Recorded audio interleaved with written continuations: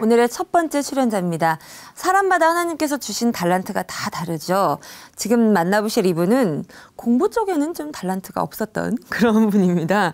도저히 적응되지 않는 한국의 생활을 포기하고 유학을 가면 뭔가 달라지지 않을까라고 생각하며 조기 유학을 떠나게 되는데요. 긴 유학 생활을 마치고 한국으로 돌아와서도 직장을 구하는 일조차 쉽지 않았던 이분. 항상 나는 패배자의 삶을 살아왔다라고 고백을 하는데요. 그랬던 그 인생의 반전을 맞이하게 된다고 합니다. 그 반전의 이야기 지금부터 들려주신다고 하네요. 춘천한마음교회 임범근 형제님 박수로 모시겠습니다.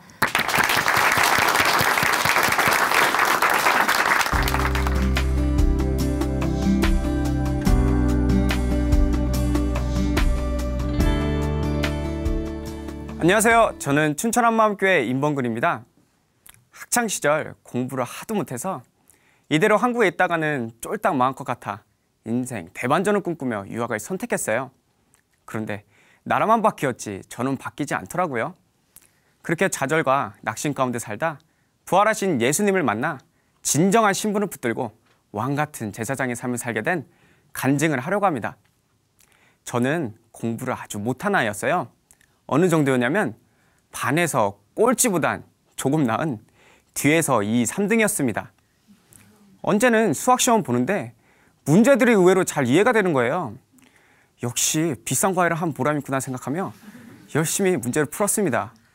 시험이 끝나고 채점을 하는데 역시나 제 예상대로 첫 번째 문제를 잘 맞춘 거예요. 완전 자신감이 임했죠. 와, 내 인생에 이런 날도 있구나 하고 다음 문제를 채점하는데 안타깝게도 틀리더라고요. 뭐 그럴 수도 있지 하고 다음 문제를 넘어가는데 또 틀리는 거예요. 이때부터 느낌이 쎄 하더라고요. 그렇게 저는 총 30문제에서 29문제를 틀리며 총 점수 4점을 받았습니다. 정말 충격이었어요. 아주 포기하고 논 것도 아니고 1대1 과외도 하며 열심히 했는데 4점이란 점수는 받아들이기 어렵더라고요. 이때부터 공부와 담을 쌓기 시작한 것 같습니다. 부모님께서는 일찌감치 눈치를 채시고 제가 16살이 되던 해 말레이시아로 유학을 결정하셨어요. 사실 처음엔 두려움도 있었지만 새로운 환경, 새로운 도전, 과거는 잊고 새롭게 시작한다는 생각에 제 마음은 기대로 부풀어 올랐습니다. 저와 형은 어머니 뜻대로 선교사님 댁에서 생활하게 되었어요.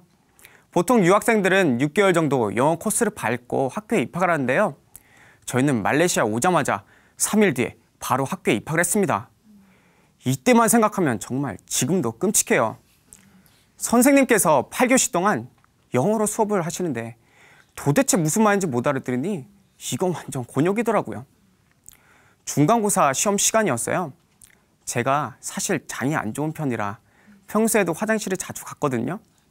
그런데 그날도 어김없이 배가 너무 아픈 거예요. 하지만 중요한 시험이었기에 최대한 엉덩이에 힘을 주었습니다. 왼손은 배를 부여잡고 오른손엔 펜을 들고 꾹 참으며 문제를 풀어갔어요. 정말 그 시간은 치열한 전쟁이었는데요. 다리는 쉬지 않고 후들거리지, 정신은 혼미하지, 제 얼굴은 이미 식은땀으로 범벅이 되어 있었어요. 마지막 30분을 남기고 저는 도저히 참지 못해 손을 들고 도움을 요청했습니다. 제 상태를 어떻게 설명할까 생각하다 설사를 설명하기로 결정했어요. 최대한 아는 단어를 다 끄집어내 선생님께 설명을 드렸습니다. Teacher, help me. My shit is water shit 이라고 말을 했어요. 그런데 선생님께서는 What? 반복하시며 이해하지 못하는 표정을 지으셨고 무작정 기다리는 겁니다. 결국 이를 저지르고 말았습니다. 기본적인 언어가 문제가 되니 당연히 학교 수업을 정상적으로 따라갈 수 없었어요. 만년 꼴찌를 면하기 위해 인생 대반전을 꿈꾸며 유학을 선택했는데 그 꿈은 저 멀리 날아가고 학교 적응조차 하기 힘들었어요. 그리고 한국과 달리 무슨 시험들은 죄다 주관식인 거예요. 그러니 실력 그대로 점수가 나오는데 제가 무슨 실력이 있겠습니까? 우리말로 해도 떨어질 판에 영어로 시험을 보라니 이게 말이나 되냐고요. 그렇게 시험을 보는 것마다 족족 떨어졌고 매번 실패와 좌절 가운데 허적댔습니다. 그래도 정말 다행인 건 선교사님께서는 이런 저를 각별히 챙겨주셨다는 거예요. 하나님께서 함께 하시고 반드시 널 도와주실 거야 라고 하시며 하나님을 바라볼 수 있게 해주셨어요. 언제나 부모님처럼 위로와 용기를 주시는 그분들에게 어느 순간 마음의 문이 활짝 열게 되었고 그렇게 선교사님 따라 자연스럽게 예배 참석하게 되었습니다. 항상 바닥을 치고 있던 제게 예배와 찬양 그리고 기도는 큰 힘과 위로가 되었어요. 모든 마음의 무거운 짐들을 내려놓고 하나님을 만나는 그 시간이 너무 행복했어요. 어느샌가 새 힘을 얻고 평강 가운데 그 다음날을 준비할 수 있었습니다. 그런데 이 기쁨도 잠시 아침에 눈을 뜨면 다시 현실인 거예요. 대학교에 입학해서는 이전에 비교할 수 없는 고난에 몰렸는데요. 대학교 수업의 강도와 레벨은 고등학교 때와는 차원이 달랐어요. 이만한 두께의 영어로 된 전문 서적이 수십 건이었고 매번 발표와 시험들이 계속되었습니다. 2학년 때는 인턴십을 해야 했는데요. 이 인턴십에는 모두가 유명 기업에 지원을 했어요. 왜냐하면 나중에 쓸 취업을 대비하여 더 좋은 경험과 스펙을 쌓았거든요. 당연히 저도 유명 기업에 지원을 했어요. 기발하고 현란한 언변이 없는 저에게 면접 때 나올 만한 모든 질문들을 정리하여 무조건 외워버렸어요. 기계처럼 술술 나올 정도로 무한반복했습니다.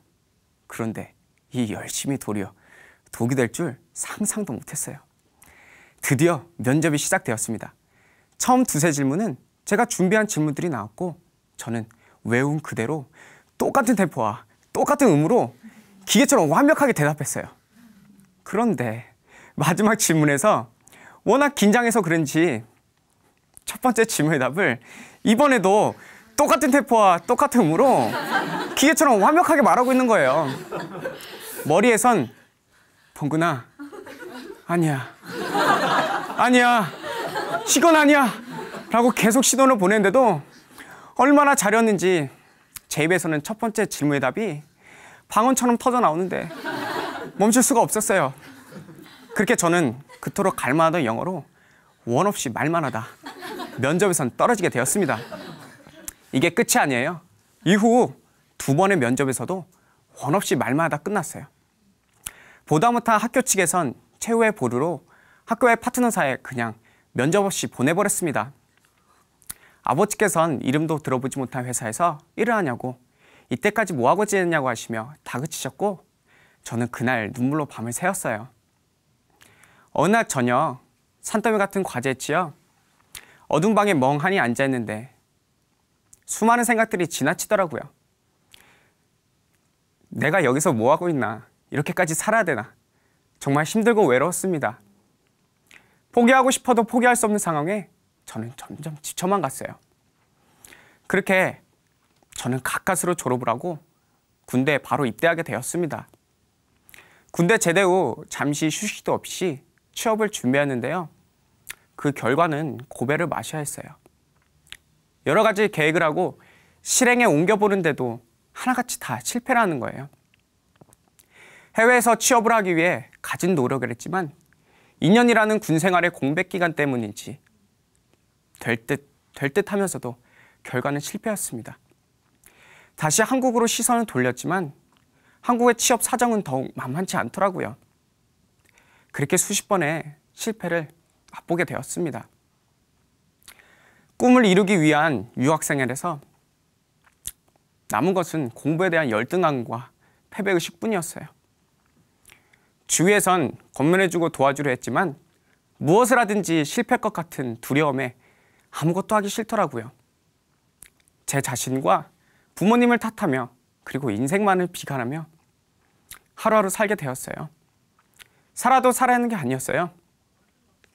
제 자신이 너무나도 싫더라고요. 그렇게 되면서 그토록 찾고 의지하던 하나님을 원망하기 시작했습니다. 도대체 하나님은 어디 계신지, 정말 살아계신 것이 맞는지 의심이 되더라고요. 언제나 나를 지켜주실 것 같았던 그 하나님은 그 어디에도 계시지 않았어요. 모든 것이 다 내가 해결해야 했고 감당해야 할 짐이었지. 이 짐을 대신 지어주러 하나님, 그토록 내가 믿고 의지하던 하나님은 그 어디에도 계시지 않았습니다. 이렇게 힘들어하는 저에게 어머니께서는 한마음교회에서 예배를 같이 드리자고 권유하셨어요. 저 또한 너무 힘들었기에 그렇게 하기로 결정하였습니다. 예배 때 선포되는 말씀과 형제들과의 말씀 교제 가운데 부활, 이 예수님의 부활을 반복적으로 강조하시는 거예요. 그리고 쏟아지는 질문들이 있었는데요. 예수님이 하나님이심을 어떻게 믿어? 부활이 그 증거야 라고 하시는데 도대체 무슨 말인지 모르겠고 기초적인 질문들인 것 같은데 배운 적도, 들어본 적도, 그리고 생각해 본 적도 없는 질문들 앞에 저는 답을 할 수가 없었어요. 그런데 제 자신이 갖고 있지 않는 평강과 그 기쁨이 그들에게 넘쳐나는 것을 보면서 마음이 열리게 되었고, 그렇게 저도 그 기쁨을 함께 누리기 위해 더욱더 간절히 하나님께 무릎 꿇게 되었습니다. 이 중심을 보신 하나님께서 드디어 저에게도 찾아오셨어요. 예배 가운데 마태복음 12장 요나의 표적의 말씀이 선포되었는데요. 서기관과 바리새인들이 예수님을 의심하는 마음에 자신들에게 믿음 많은 표적을 보여달라고 했어요. 그런데 예수님께서는 이들의 완악한 중심을 정확히 하시고 악하고 음란한 세대라고 하시며 이 요나의 표적, 이 부활로 내가 너희들에게 믿을 만한 증거를 주지 않았냐고 하시는데 서기관과 바리새인의 모습이 저와 동일한 거예요.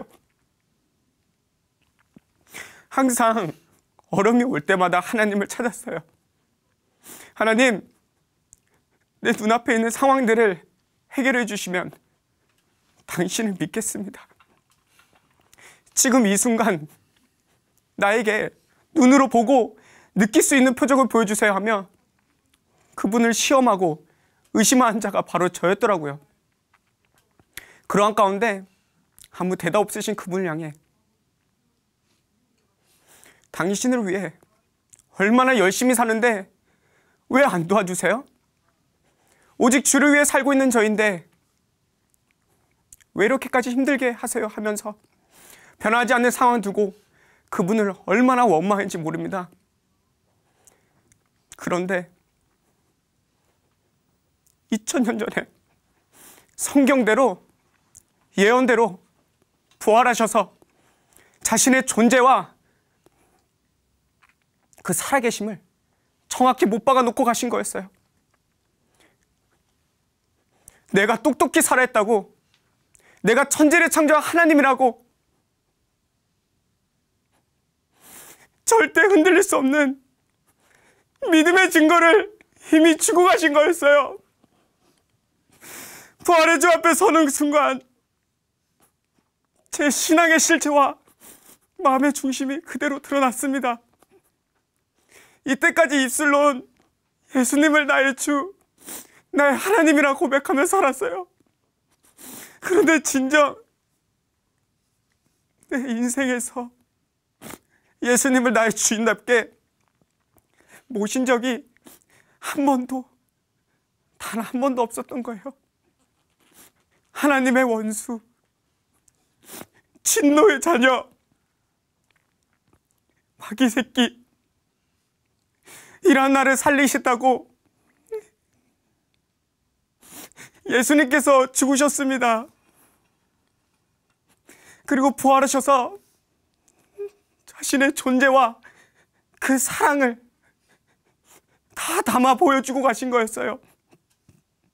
그런데 내 아버지를 알아보지 못하고 바리새인과 같이 그분의 존재를 의심하며 끝내는 부인하며 그분의 손에 못을 박는 자가 바로 저였습니다. 저는 하나님께 예수님을 믿지 않은 자를 회개할 수밖에 없었어요. 그리고 기쁜 마음으로 예수님을 나의 주인으로 영접하였습니다. 예수님이 나의 주인이 되시니 정말 날아갈 것 같았어요. 세상이 줄 수 없는 평강과 기쁨이 넘쳐 났습니다. 그리고 왜 항상 패배자로서 살아있는지 그 이유를 알게 되었어요. 모든 것이 다 내가 주인 된 결과물이었습니다. 내 인생 내 거였기에 실패할 때마다 좌절하며 낙심했고, 감당치 못할 상황이 오면 그것을 내 스스로 끌어안고 그렇게 괴로워하며 살았던 거예요. 그리고 제가 항상 패배의 아픔을 안고 살았잖아요. 근데 예수님께서는 저의 진정한 신분을 깨닫게 해주셨는데요. 여름 수련회 예배 시간이었어요. 목사님께서 기도를 이끌어 가시는데, 지금 이 어두운 때 청년들이 다 떠나가고 세계가 다 죽어가고 있는 이때에 이 부활의 복음, 이 복음을 가진 여러분들이 세계를 살릴 사명자인 것을 믿습니다 라고 하시는데, 하나님의 그 놀라운 비전이 공동체 전체에 부어졌어요. 그리고 그 자리에 함께 기도하는 저에게도 동일하게 부어졌습니다. 제가 감히 품을 수 없는 이 놀라운 비전을 하나님께서는 저를 향해 품고 계셨어요. 제 관점이 이분과 완전 달랐던 거예요. 저는 앞에 놓은 일들 그리고 환경에 좌우되어 무엇을 해야 될지를 몰라서 분투하며 살았어요. 나는 아무것도 가진 것이 없었고 언제나 실패하며 살았기에 세상에서의 패배자라고 생각했는데요. 하나님께서는 패배자가 아닌 왕같은 제사장으로, 그것도 세계를 살릴 사명자로 저를 기대하시고 제 곁에서 간절히 기다리고 계셨다는 것을 알게 되었습니다. 베드로전서 2장, 너희는 택하신 족속이요 왕같은 제사장들이요 거룩한 나라요 그 나라에 소유된 백성이니 라는 말씀이 그대로 저에게 임해버렸습니다. 정말 살 것 같았어요. 숨통이 트이더라고요. 내가 살아가는 목적과 그 이유를 정확히 알게 되니 언제나 골골대던 제 삶이 뜨거워졌고 자신감이 넘쳐 났습니다. 그리고 복음을 전하는 사명에 제 인생의 모든 초점이 자연스럽게 맞춰지더라고요. 저와 동일하게 세상에서의 패배자 그리고 사회 부정응하로 많이 힘들어하다 자살을 생각하며 준비하는 친구가 있었어요. 하나님께서는 10년 만에 그 친구를 만나게 하셨고 복음을 전하게 해주셨습니다. 그 친구는 저에게 정말 예수님 믿으면 두려움이 없어지나? 정말 예수님 믿으면 평화 가운데 살 수 있나? 라고 간절하게 물어봤는데요. 그 순간 그 친구를 향한 예수님의 마음이 부어지는데 눈물로 복음을 전하였어요. 하나님의 은혜로 그 친구는 예수님을 주인으로 영접하였고 자신의 신분을 붙들고 그렇게 두려워하던 사회에 첫 발을 내딛었습니다. 그리고 한 대학교에서 영어로 대학생들을 가르치기도 하였어요. 예전 같았으면 상상도 할 수 없는 것들인데, 아니 누가 누구를 가르칩니까? 그런데 오직 복음을 전하는 사명에 초점을 두고 열심히 달려갔을 뿐인데 하나님께서는 지혜와 지식을 부어주셨고 무엇보다도 학생들에게 복음을 전할 수 있는 놀라운 축복을 주셨습니다. 만약 예수님께서 부활하시지 않으셨다면 저는 여전히 인생 비관자로 골골대며 좌절과 낙심 가운데 살았을 거예요. 그러한 저를 위해 이 땅에 오시어 죽으시고 부활하셔서 저희 주인이 되어주시고 이 땅에서 왕같은 제사장의 삶을 살게 해주신 나의 주, 나의 하나님께 감사와 영광을 돌려드립니다. 감사합니다.